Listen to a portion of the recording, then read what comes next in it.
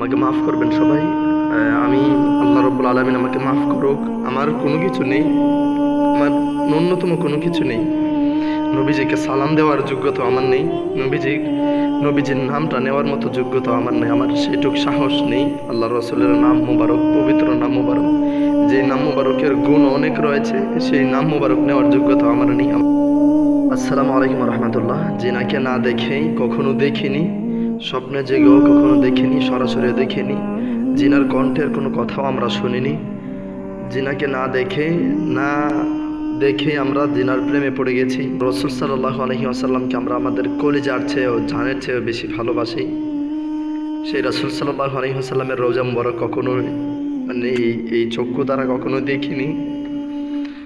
আল্লাহ রসুল সাল্লাল্লাহু আলাইহি ওয়াসাল্লামকে যারা আল্লাহ রসুল সাল্লাল্লাহু আলাইহি ওয়াসাল্লামের রওজায় গিয়েছেন, যারা নিজের চক্ষু দ্বারা, নিজের কপালের চক্ষু দ্বারা দেখেছেন, তারা তো অনেক ভাগ্যবান।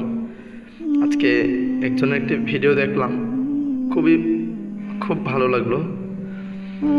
মানে রাসূল সাল্লাল্লাহু আলাইহি ওয়াসাল্লামের রওজা মুবারক সুন্দরভাবে দেখাচ্ছেন এবং হযরত ওসমান যিন নূরাইন রাদিয়াল্লাহু তাআলা আনহু এবং হযরত আবু বকর সিদ্দিক রাদিয়াল্লাহু তাআলা আনহু এবং হযরত ওমর ফারুক রাদিয়াল্লাহু তাআলা আনহু, তিনারা দুজন আল্লাহ রাসূল সাল্লাল্লাহু আলাইহি ওয়াসাল্লামের পাশে এবং এর পাশে হযরত ঈসা আলাইহিস সালাতু ওয়াসসালামের জন্য ফাঁকা জায়গা রাখা হয়েছে।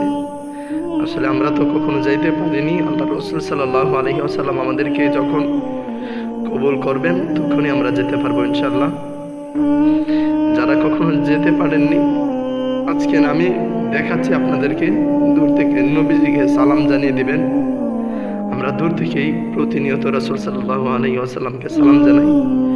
আসসালাতু ওয়াসসালামু আলাইকা সাইয়্যিদি ইয়া রাসূলুল্লাহ, আসসালাতু ওয়াসসালামু আলাইকা ইয়া হাবিবাল্লাহ।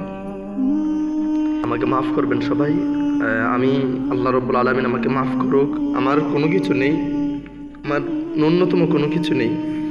নবীজিকে সালাম দেওয়ার যোগ্যতা আমার নেই, নবীজির নামটা নেওয়ার মতো যোগ্যতা আমার নেই, আমার সেটুক সাহস নেই। আল্লাহ রসুলের নাম মুবারক, পবিত্র নাম মুবারক, যে নাম মুবারকের গুণ অনেক রয়েছে, সেই নাম মুবারক নেওয়ার যোগ্যতা আমাদের নেই। তো সবাই ভিডিওটি দেখুন। প্রথম দুইটা ছিদ্র থাকবে, যে দুইটা ছিদ্রের ভিতরে কোনো কিছু নাই, কবরের জায়গা ফাঁকা আছে। এখানে হযরত ঈসা আলাইহিস সালাতু ওয়াসসালামকে দাফন করা হবে, ওই পাশে হচ্ছে হযরত ইমাম মাহদিকে দাফন করা হবে। তো এই যে প্রথম দুইটা ছিদ্র ফাঁকা, এখানে অনেকে দেখবেন সালাম দিতেছে, ভিড় লেগে আছে। এখানে সালাম দিব না, আমরা সালাম দিব হচ্ছে এইখানে এই ছিদ্র বরাবর ভিতরে হচ্ছে রাসূল সাল্লাল্লাহু আলাইহি ওয়াসাল্লামের রওজা, এই জায়গায় সালাম দিব। দেখবেন যে এরকম যে ছিদ্রটা, এইটার সাথে কিন্তু কোনোটার মিল নাই, ঠিক আছে? এই বরাবর নবীজিকে সালাম দিতে হবে।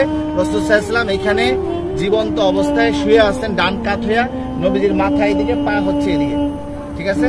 রাসূল শুয়ে আছেন, উম্মতের সালাম গ্রহণ করতেছেন, হ্যাঁ, সরাসরি সালাম গ্রহণ করতেছেন। তারপরে এখানে আবু বকর রাদিয়াল্লাহু আনহুর কবর, এই বরাবর এখানে আবু বকর রাদিয়াল্লাহু আনহুকে সালাম দিতে হবে। কিভাবে সালাম দিব? নবীজিকে কিভাবে দিব? আসসালাতু ওয়াসসালামু আলাইকা ইয়া রাসূলুল্লাহ, আসসালাতু ওয়াসসালামু আলাইকা ইয়া হাবিবাল্লাহ। যতটুকু বেশি আমরা পারি বলার চেষ্টা করব। সালাম দেওয়ার সবচেয়ে সুন্দর সময় হচ্ছে রাত্রি 10:30টার পর থেকে নিয়ে রাত্রি 1টা-2টা পর্যন্ত ফাঁকা থাকে, ভিড় থাকে না। আর দিনের বেলা সকাল 7টা থেকে নিয়ে একেবারে জোহর পর্যন্ত কি ফাঁকা থাকে, ফাঁকা। আসরের সময় থেকে নিয়ে এশারের পর পর্যন্ত কি থাকে? ভিড় থাকে। যত বেশি পারেন নবীজিকে সালাম দিবেন। যদি সালাম কবুল হয়ে যায়, আল্লাহ নবী বলতেছেন যে আমার রওজায় যে সালাম দিল, তার উপরে, আমার উপরে ওয়াজিব হয়ে যায় তার জন্য হাসরের ময়দানে সুপারিশ করা।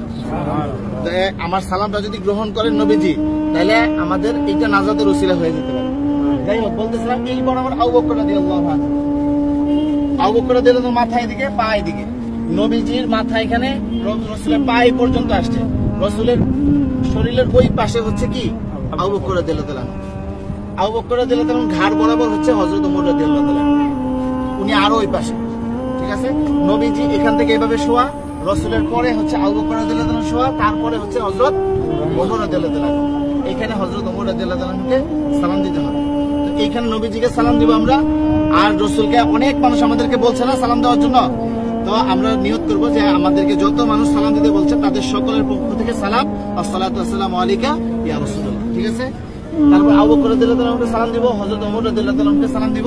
তারপরে এখানে কোনো কিছু নাই, ফাঁকা আছে কবরের জায়গা ভিতরে।